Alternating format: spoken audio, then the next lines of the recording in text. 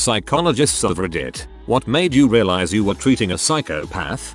I'm not a psychologist, but I know a few. I've studied it extensively and my sister works with MH and the police. He told me he tried to care how people feel, but he doesn't know how that would even come about. How do you know you care for someone? How do you not feel indifferent? He just said he has 3 emotions: indifference, anger and pity.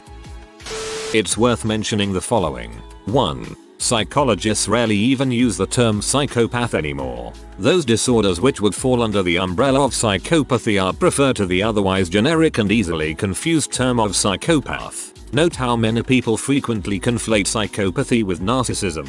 There's a narcissism personality disorder which fits many models of psychopathy, but not all so-called psychopaths are narcissists. 2. It often doesn't take training in psychology to spot so-called psychopaths. Formal training is needed to diagnose and treat it, but our brains are highly tuned to pick up on small things that our higher consciousness is often otherwise unaware of. This isn't to say that we should purely trust our gut. We are more often wrong than we'd like to admit, but how we feel about first impressions is often very important. 3. Far more people exhibit features of various psychopathic personality disorders than most realize. The vast majority of these people, however, live fairly ordinary, productive lives and don't exhibit violent tendencies. It has even been argued that psychopaths are an important evolutionary element, giving us people who can detach themselves from the human experience in order to provide valuable insights or behaviors the rest of us couldn't fathom.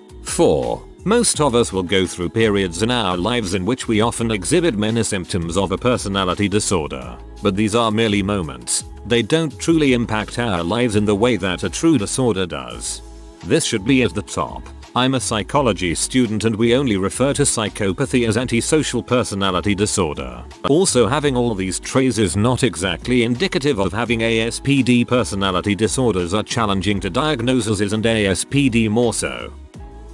Not a psychologist but a counselor. They were talking about a disagreement they'd had with their partner. An accidental spillage of water onto some electronics. It could honestly happen to anyone. As calmly as if he was describing, I don't know, changing a channel. He started saying how he pinned his partner up against the wall and started trying to strangle her. No emotion, no change of tone, just as if it were a normal thing. I was a trainee at the time and not qualified to deal with DV. Needless to say, I transferred the client to another therapist. However, I was not allowed to end the session and had to sit with him for another 20 minutes. I've never been so scared in my life. I felt like a small prey animal trapped in the room with a predator. He just didn't care. However, if you met him, you'd think he was just a normal, successful kinda average dude. I am 99% sure he was a sociopath, because he kept trying to get certain reactions out of me, kept changing his tactics, kept trying to charm me, and when I wouldn't rise to it became weirdly, coldly irritated. I've never had a client like it before or since. Not a psychologist, but from my experience of dating a psychopath, didn't know until years in. A lot of what appears as emotion is simply mirroring emotions they see others exhibit and how they believe is the socially appropriate way to respond, whether or not they actually feel that way. This is how they blend in and appear normal to the average person.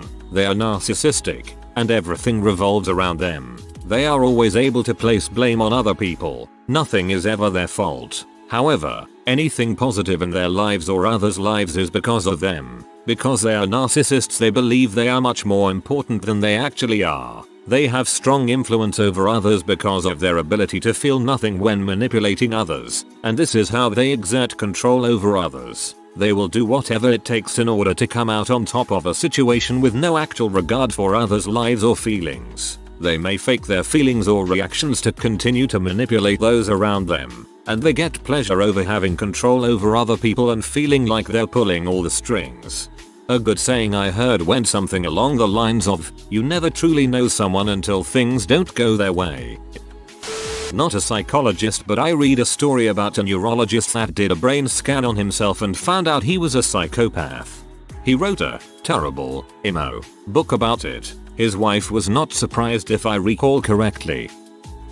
Lots of people who have clearly spent too much time watching Criminal Minds and reading Wikipedia pages. You technically can't even diagnose psychopathy, at least clinically. The PCLR, which people have mentioned, cherry-picked, is a list of the traits commonly seen in psychopaths, and is not conclusive as many people can display these traits and not be a psychopath as such. The very model of the traits of psychopathy is reductionist and tends to ignore the context under which the behavior takes place in favor of a quick diagnosis as people scramble to see the motive in an offender's actions after the fact. Most people that fit the traditional behavioral role of a psychopath aren't violent offenders, but rather highly successful individuals who lean toward careers that reward their lack of empathy. It is even harder to recognize in children, and the idea of the psychopathic triad, killing animals, obsession with fire, and long-term bedwetting, which has long been seen to be a predictor of future violent behavior, was first posited in 1964 and has been the subject of heavy debate ever since.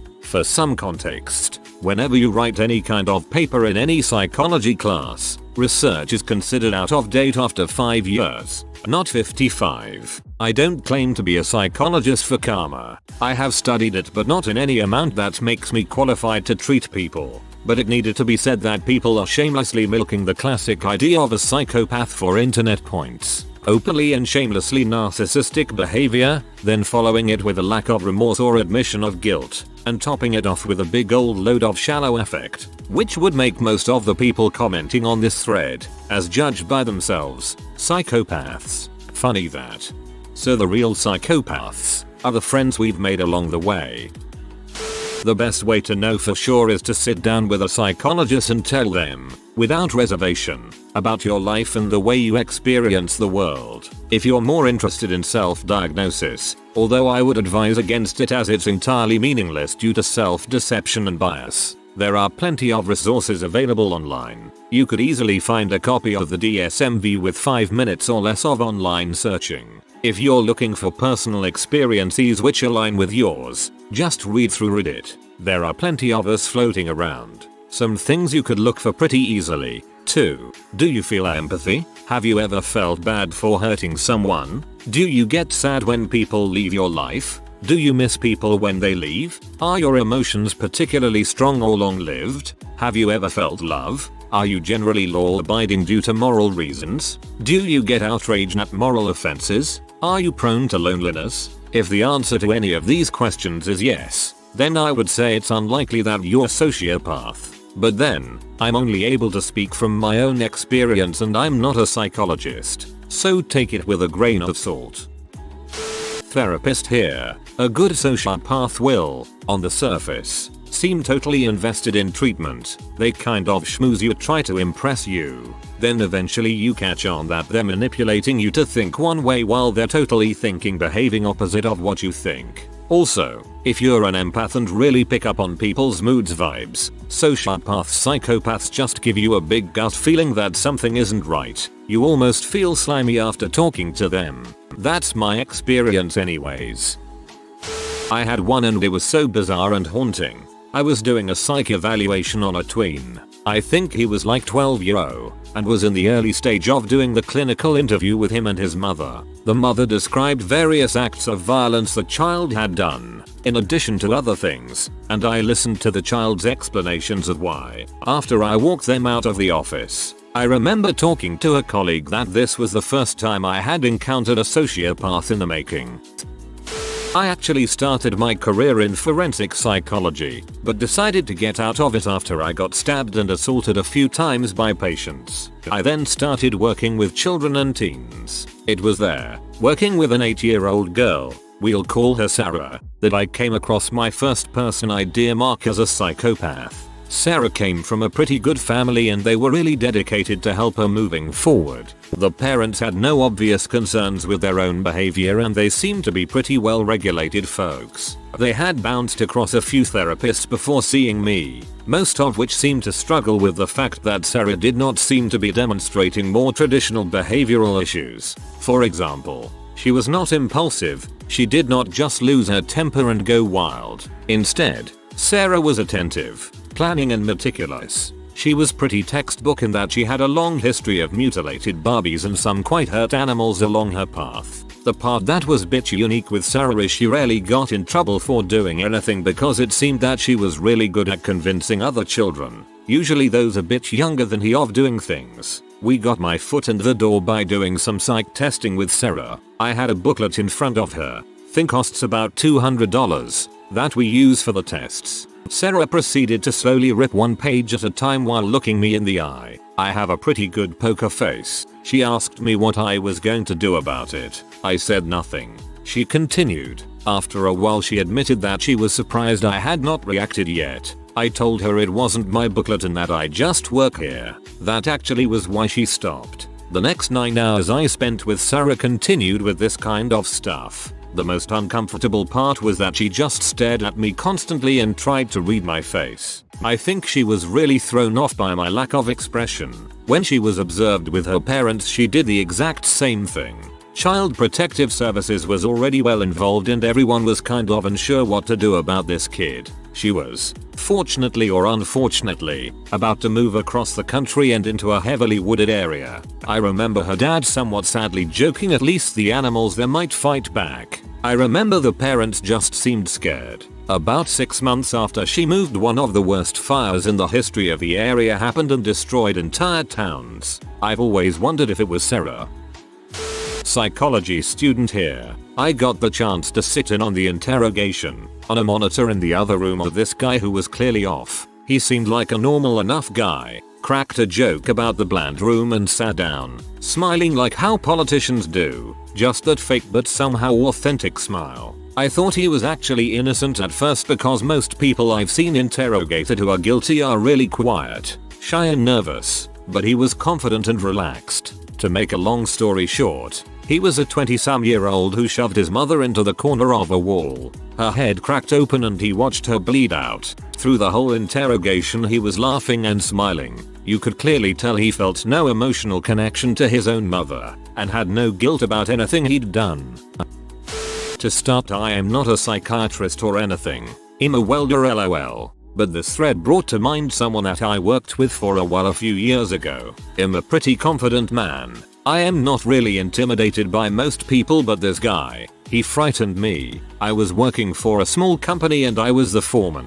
We were looking to hire someone to replace my old job of building hydraulic parts. He was my first pick to hire out of the people we interviewed. Looking back now I see that I was duped. He was friendly but just way overly friendly. I remember even thinking at the time that it was almost unsettling how friendly he was. We hired him and that changed within the first month. He didn't really seem to be interested in anyone other than himself. He had 3 children and he treated his family like they were garbage. He bragged to me about throwing one of his son's toys down the stairs and destroying it because there were scratches on the side of it. He had a severely autistic son that they used to lock into his bedroom at night and still wore diapers at the age of 12. He refused to have him put in a care facility even though that was seriously what needed to be done for him, at least for a while. He was very strange when it came to his daughter. He was overly attached and I personally felt and still feel that he was or is molesting her. He told me that he bought her better clothes because girls are on a different level. He was the only one allowed to brush her hair because my wife can't do it right and neither can my daughter. He was an absolute terror to his wife. There was hardly a day that he wasn't screaming at her, even when she did something nice like brought him food. He married her when she was 16 and she isn't allowed to see their family. He even had a charge of kidnapping when he and another underage girl tried to run off together. They made it a few states away when he was caught. He was the court won't expunge his record. If you told him anything bad was happening to you he automatically came back with something that related to him. A friend of mine had committed suicide and when I told him he looked at me without any feeling whatsoever. Not even the obligatory sorry about your loss man. He would get extremely angry if you did him wrong in any way. He was also extremely manipulative and sneaky. I tried to get him a promotion before all of this showed up at the main warehouse in another state. He flew there and I found out later when he was there he was trying to talk them into firing me. Luckily he blew up when they said they would not meet his demands and they let me know what he was up to. He frightened me enough that I'll let my wife and mom know that if I turned up missing that he should be considered the main suspect. I'd care if he was a true psychopath or just an extremely angry narcissist. All I know is I have never met anyone like him before or since. Had this guy in waste management being treated for dizzy spells. The more he came in, the more messed up he seemed. Had total disregard for human life but loved animals, especially ducks and horses. It got to the point where he was untreatable, had to be sent away. I'm pretty sure he was shot having dinner with his family. Total disregard for human life but loved animals. Oh no, that was just a Redditor.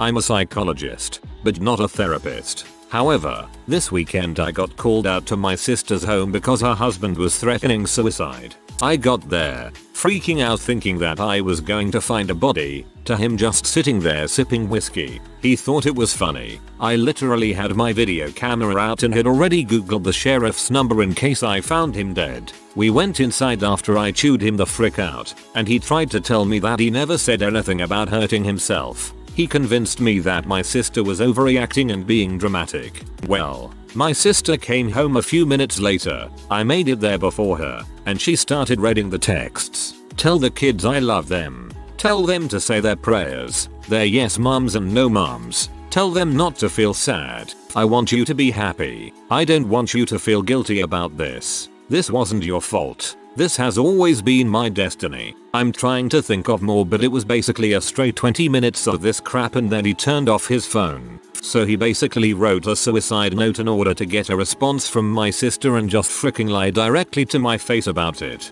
Then, when he got confronted in front of me, he sat there talking about how he was in trouble. He lambasted my sister for calling his parents. I suggested counseling. He went off about how no mortal man can tell him about himself. So, TLDR. Yesterday I realized my brother-in-law is a complete psycho. No empathy, no remorse, focused solely on himself, willing to put other people through heck just to get his way. I knew he had issues, but this is beyond anything I suspected, and he just still can't wrap his head around how awful it was. For anyone concerned, his own mother and father got involved in their making him stay with them until he gets some counseling. We'll see how that works out. Not really hopeful.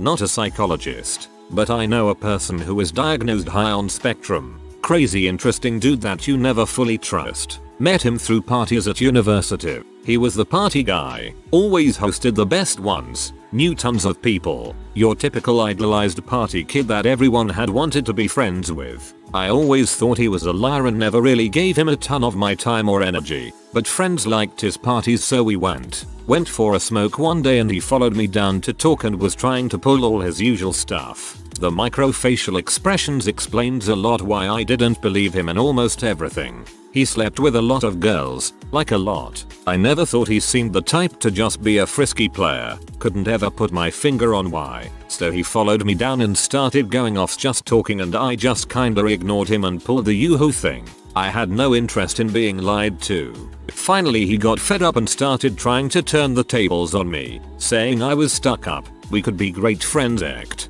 I had enough and said basically no, cause you're a blatant liar and use people and I've seen this going on for over a year. Not interested. Then the oddest part happened. His face just went blank. And I don't mean blank like someone who in shock or anything, like scary watching a horror movie blank. I, being the dummy I am, just stood there annoyed making eye contact. It felt like forever. Finally he goes, how do you all this? I basically told him I could just tell. Had a gut feeling. He uses people. He uses all the girls he sleeps with and he uses the parties as attention, not anything else. That's when for the first time in the whole time I had ever seen him, he told the truth. Once again I don't know how I knew, but I just knew. He has ASPD and was partially diagnosed when he was younger and confirmed when he got a bit older. I was right for his reasons why he did the stuff he did. Whole time he had this blank face with just the odd twitch on it. Then boom, he starts laughing and joking around again, trying to get a reaction from me. We had a few interactions like this over the years, and I still bump into him on odd occasions. He has always turned it into a game of when he takes girls home or obviously manipulates people, apparently not obvious to them, of catching my eye and shooting me a wink, like we're in some private joke together. I'm not sure if he was a confirmed psychopath. I didn't interact with him long consistently enough to find out for sure. I was introduced to G at a party. He was dating a friend of mine who I went to uni with, who we'll call M. I hadn't seen her for a while. We're both good friends with another friend, A. I was hosting a party and M and G were there. I was introduced to G, and as soon as I went to shake his hand and met his eye contact, I knew something wasn't right. I felt the hair on the nape of my neck stand up, and a shiver run down my spine. It was like there was nothing behind his eyes. I heard a little voice in the back of my head telling me to run for the hills. I met him a few times after that, and each time my lizard brain was internally screaming at me. I was on edge the whole time. I heard through A over the course of the next 6 months about how G was manipulative, controlling and vindictive towards M, and A was seeing less and less of M. I initially tried to reassure me that I was exaggerating and making it up when I confessed I didn't like him right off the bat. Slowly she conceded that okay, maybe G was on the spectrum or something. Eventually she agreed that he was manipulative, but never met me at Psychopath. Either way, A and I both assisted M in leaving the relationship. She was a live-in girlfriend towards the end, and she's now happily single. A freaky nightmare for her, but a happy ending. She's had some counseling and we've closed ranks around her, and she is now happy. Sort of that she's been through it because she feels she's less naive about the world. I've never met someone on the spectrum who was creepy. Clueless on occasion, sure, but awkward over enthusiastic and creepy manipulative are totally different vibes.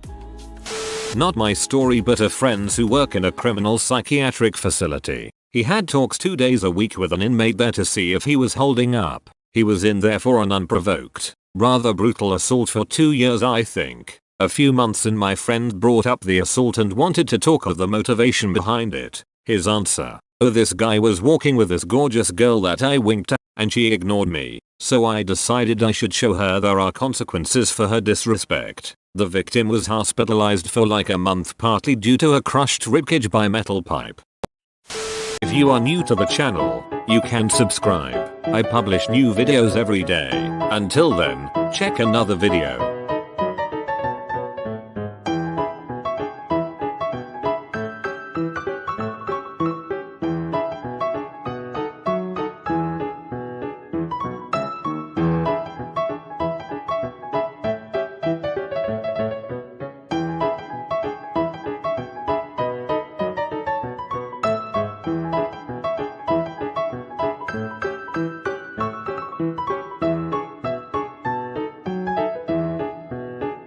Bye for now.